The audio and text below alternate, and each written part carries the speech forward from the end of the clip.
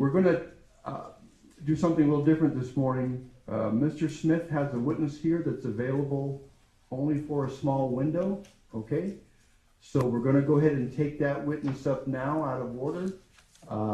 We will continue with Mr. Hearn after that witness. You follow me? So we're going to put Hearn on the back burner for a second, take this witness up, then we'll bring him back in. Okay, Mr. Smith. People call Corey Hamilton. Thank you.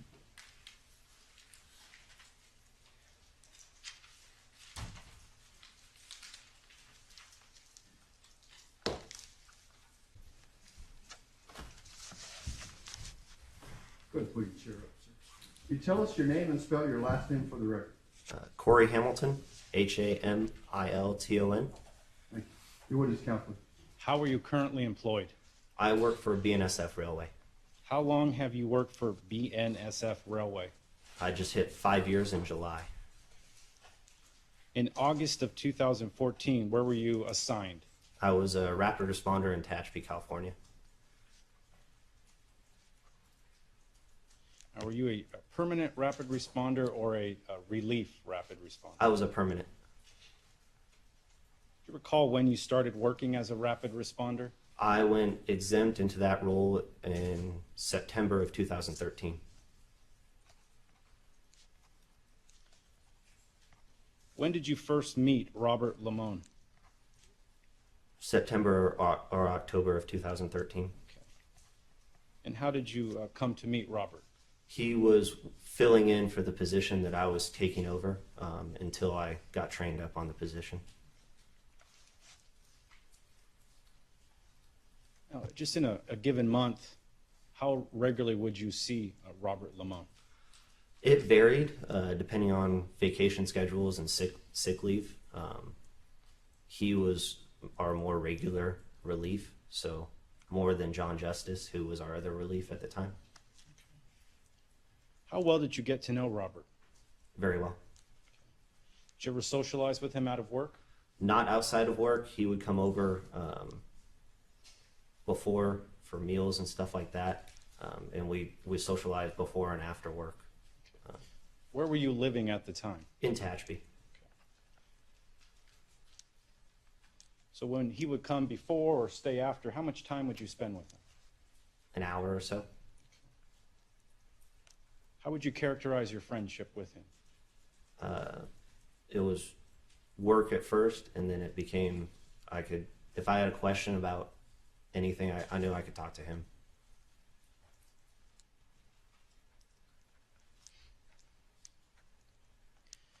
Did you ever have any arguments with him? Never. August 17, 2014, were you originally scheduled to work that day? Yes, sir. Why did you not work that Saturday. So I asked if he could work for me on Sunday as well. He said that he had something planned, but he would get it covered between him or Rob, regardless. Where were you when you were notified that Robert Limon had been killed? At home. Once you were notified, what did you do? I went right to my office. When you say your office, what are you talking about? The building where we had our shop at in Tehachapi. Did you speak with law enforcement? Yes, I did. Okay. Did you attempt to provide them all information that you were aware of about Robert? Absolutely.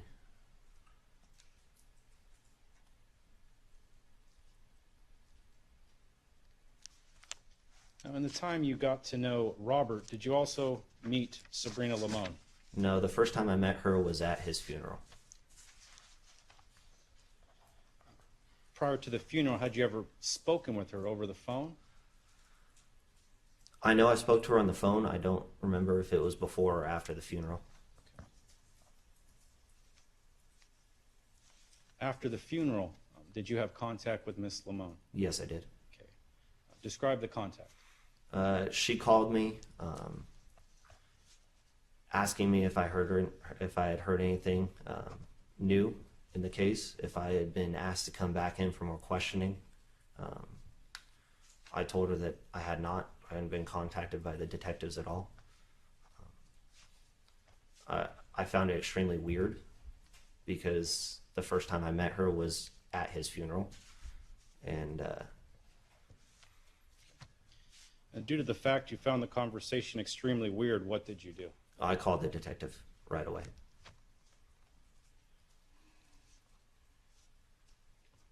I found it weird that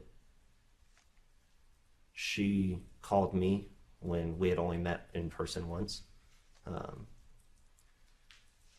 I knew that John Justice and Rob were extremely close.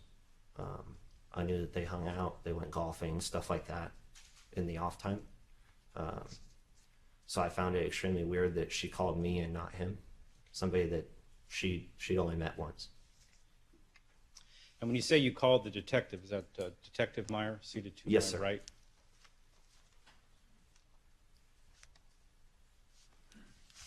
Nothing further. Mr. Terry Cross. Yes.